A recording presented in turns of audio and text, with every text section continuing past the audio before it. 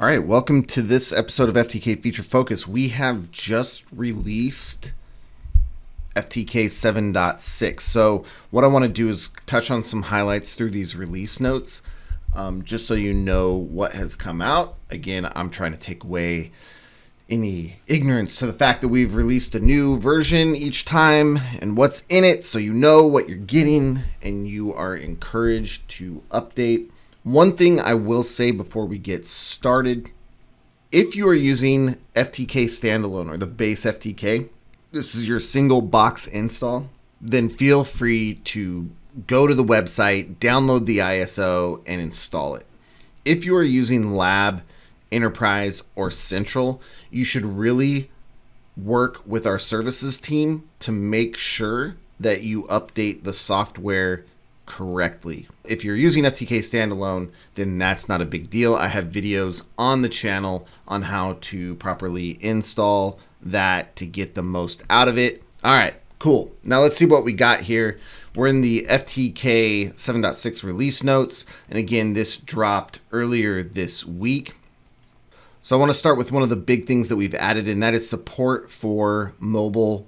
And that is support for processing of mobile evidence from raw image output from Graykey and Cellebrite, XRY, and Oxygen. Okay, so before we would handle reports from things like Cellebrite and XRY, but now we can just take in the raw images. You still need to use them, of course, to extract the data from the phone. Okay, that's what they excel at. We excel at parsing data. And so we've added a bunch of mobile parsers. With that comes some changes in how you will kick that off. So if we scan down real quick, you can see that there's been some changes to our expansion options. So what you will choose in the expansion options is Xtero Mobile Parser. Okay, and that's going to fire off the parsing that you need on these apps that you see here. There's also been some other updates to the expansion option. You can see newly added, removed, and renamed in this list here. One thing I really want to point out is that if you're upgrading from older versions of FTK and you have pre-existing or saved processing profiles, you need to update those due to the changes that we've made in the expansion options.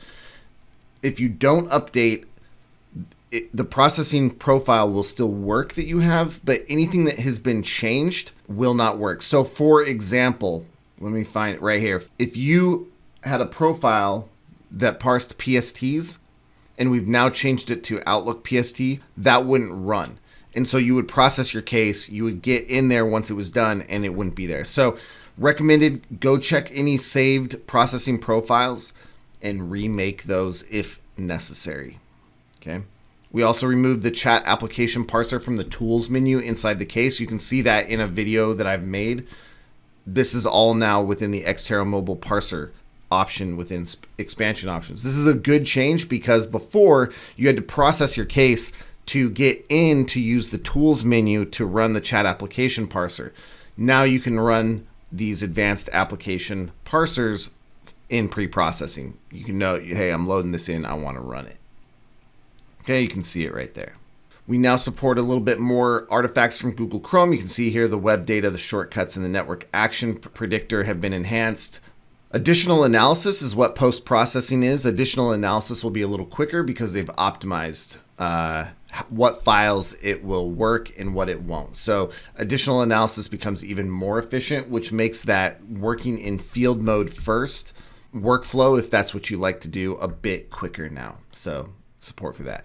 We have 3 updates here, 3 bullet points that I think are really good updates and worth pointing out. So we've improved our handling of PST files to make that more efficient and quicker. So that is always good if you work email.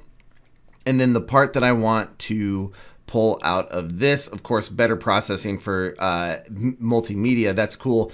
But our BitLocker support. Now we support on-the-fly decryption for any type of BitLocker now. You can have a BitLocker encrypted drive image that, and even if it's still imaged encrypted, as long as you know the key and put it into FTK, it will on the fly analyze it. In fact, once you're in the interface, there's no difference of on the fly decrypted BitLocker images versus not. Okay, it looks exactly the same. So that saves you valuable time because you don't have to create that second image.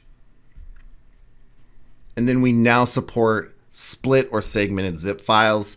We handle that just fine now as well. So some cool stuff there. So there's a bunch of resolved issues, a bunch of bug fixes and different things that we've changed. So check this out. One thing I will close with here is that if you are on Enterprise, 2 features that are worth checking out are we now support live preview on Windows 11, and you can now connect to multiple databases within Enterprise so that if you were working a lot of cases and you're like, hey, this one database keeps filling up and then we got to manage our cases. If you have access to multiple databases, you can have those connected and then just quick switch between them in the FTK Lab and Enterprise interfaces. So some good optimizations there. Go ahead and you can download the release notes from accessdata.com.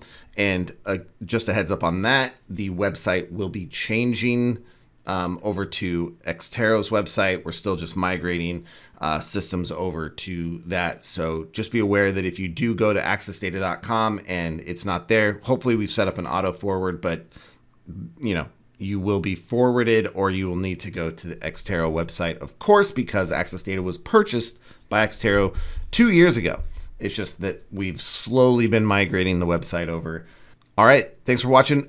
The next few videos are going to be jumping into these features and showing them. So make sure you're subscribed so you don't miss those. We'll see you next time. Thanks.